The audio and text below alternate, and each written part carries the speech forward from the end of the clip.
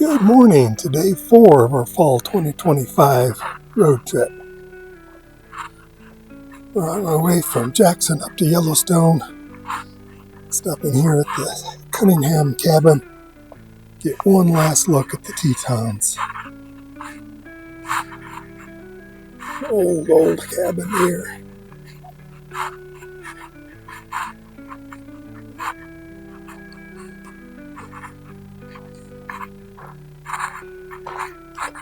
Guy built himself a place with a beautiful view of the mountains.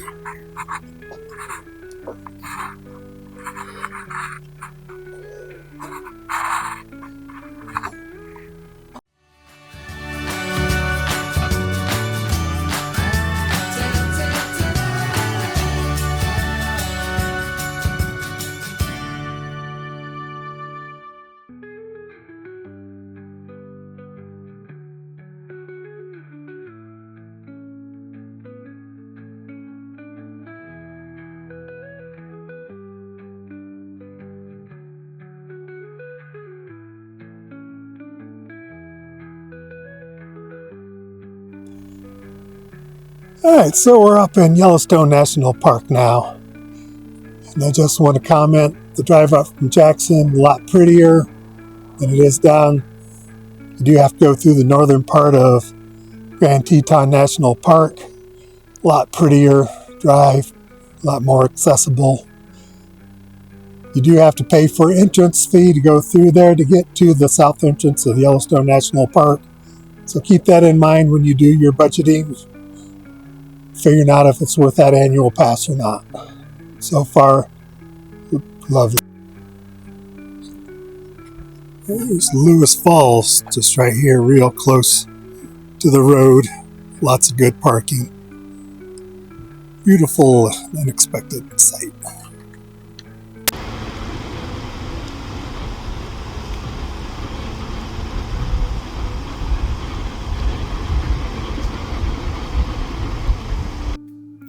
Alright, we're over at West Thumb now.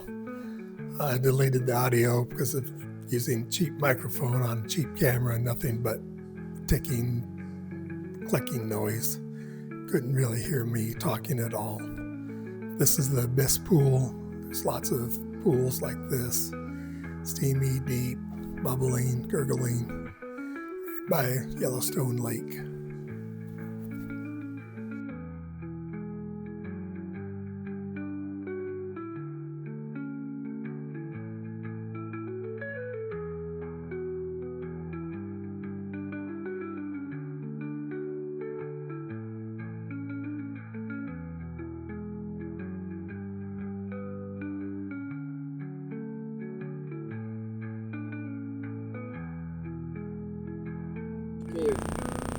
Over here at the Mud Volcano turnout, 2/3 of a mile boardwalk hike around, starting off here with the Mud Cauldron. Mud Geyser. Sign here says a once and possibly future geyser. So I guess it's geyser days are somewhat dormant, but still steaming, waiting for the right conditions. This otherworldly landscape. Sizzling basin. Got a waterfall in. No stream and water.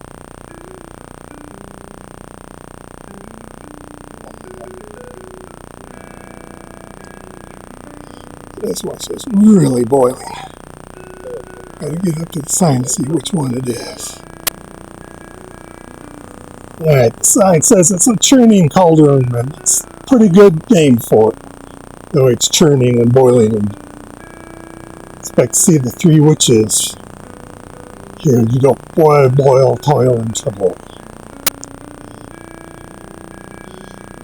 Black Dragon's Cauldron.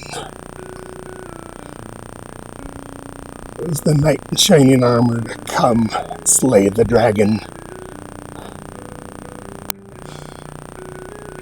Alright, the trail around here at the Mud Volcano area is wheelchair accessible. However, it is wheelchair with assist, because it is pretty steep going up. This is the grizzly fumarole. Hopefully the microphone pick up the growling noise coming from it.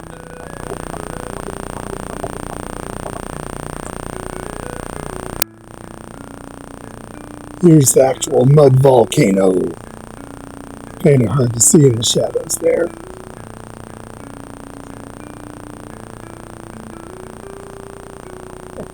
Yes.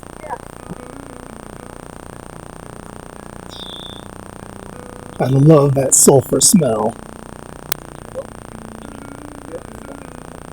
Here's the dragon's mouth. Alright, knight in shining armor. We found his lair. Come rescue the fair maiden.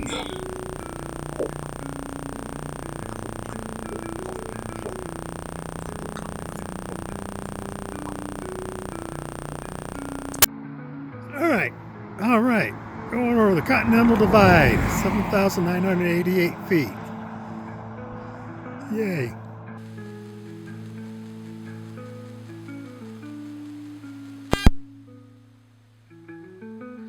This is the first herd of buffalo we've come across here in Yellowstone. Right here, trying to cause a bison jam. All the cars stopping, take a look at them. Just lodging right here by the road.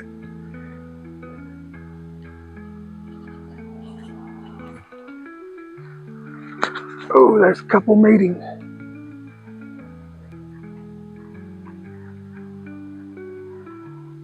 They're fighting, getting assert dominance so they can mate.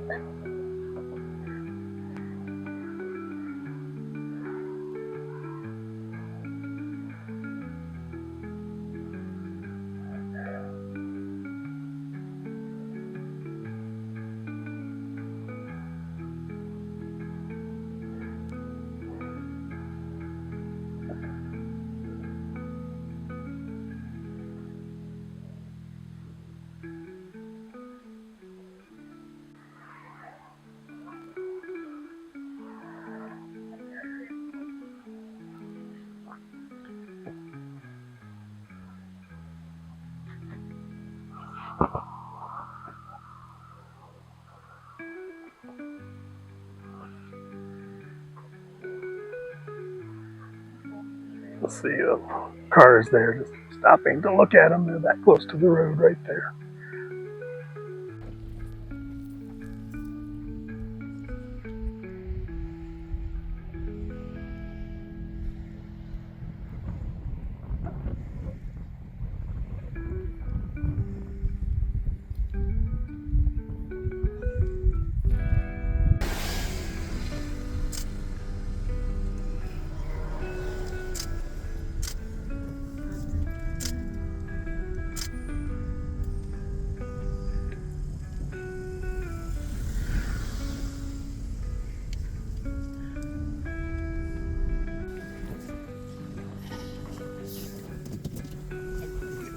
I'm getting them.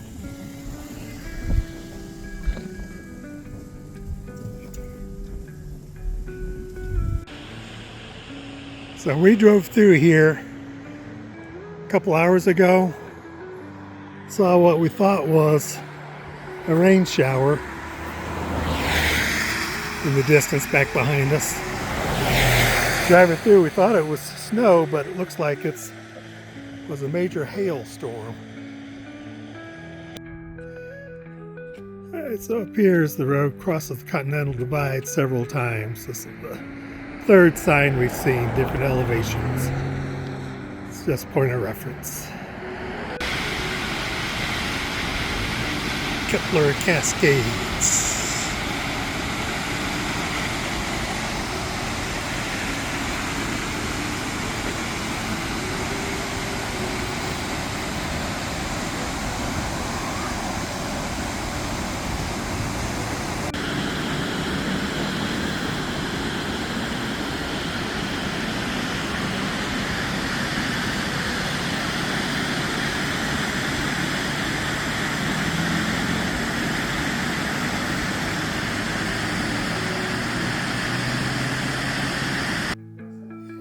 There's a nice viewing platform. Go out there, get a good view of the falls.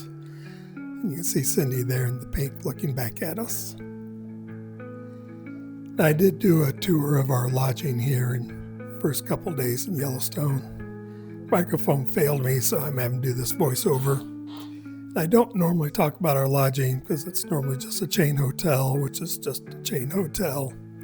There's lots of reviews of different chain hotels out there. But here in Yellowstone, first 2 nights we stayed at the Old Faithful Inn, which was the first non-tent accommodations built in Yellowstone shortly after it was established as the first national park. And it's the style of building that most of the national park buildings were based on for nearly 100 years afterwards. Grand old building, gorgeous architecture, well worth coming just to take a look and do a tour. They do actual tours several times a day, free, just meet by the big fireplace in the lobby. There's a covered portico, come up, drive into to offload your luggage. As you can see, it is actually still big enough for buses to fit in, which surprises me for being as old as it is. Has been retrofitted to be handicap accessible, which is nice.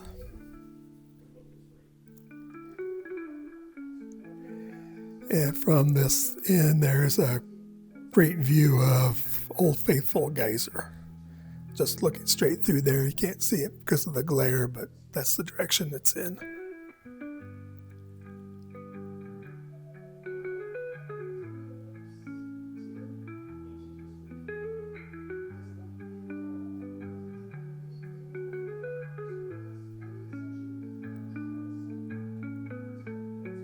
They do post predictions for each eruption inside the lobby. You can see it steaming off in the distance there now. Entering the front doors to the Old Faithful Inn into the grand lobby. Registration's off to the left, gift shop to the right. A couple tables there where some people were doing book signings each and every day. Come on in, you can look up the different levels. There are stairs and elevators that go up to the different levels. Seating, there's a coffee bar on deck 2 up there behind me to the right. And I think there's a small bar up there in the evening too. Great big clock up there. Lots of people when I was doing research, commenting about the number 4 on there not being a standard Roman number 4. However, for clock faces, they do not use a standard number 4 because it's just the mirror image of the number 6, and the way the numbers rotate around would be confusing. So it is correct for a clock face Roman numeral.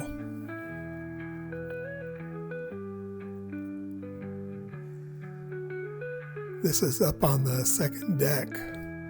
There's a big patio out there with lots of seating where you can sit and watch Old Faithful go off. Many people do that every time it's going off. Sit there, have a drink, enjoy yourself. And if the weather's inclement, half of it is covered up.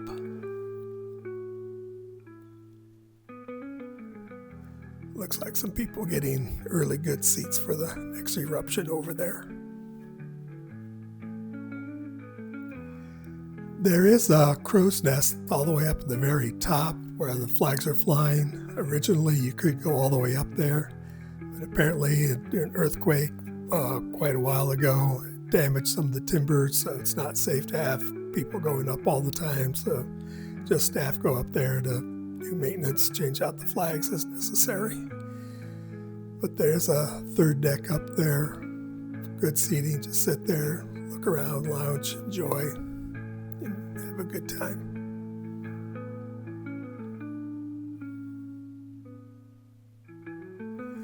Right there by the fireplace is where you meet for the tours of the building. Looking back towards the registration desk area.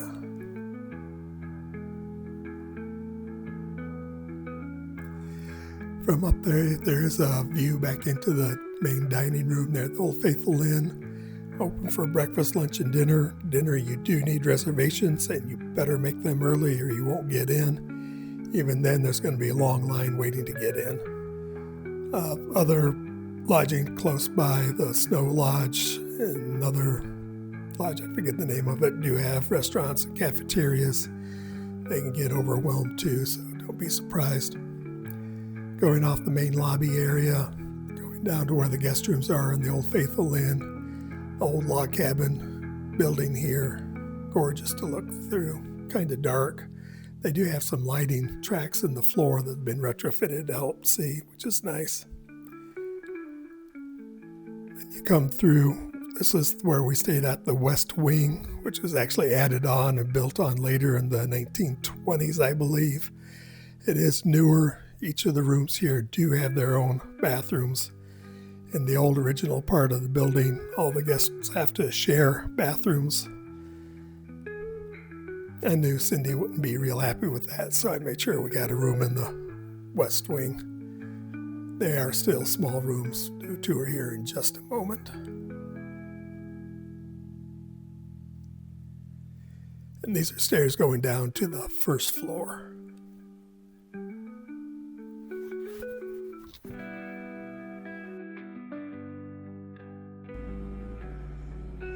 All right, made it in finally to our room. Old Faithful Inn, West Wing, slightly newer, so it actually has its own bathroom. Small, but its own bathroom. The original part of the hotel, everyone has to share bathrooms down the hall, but we get our own. And you do get cute little bear soaps there at the sink.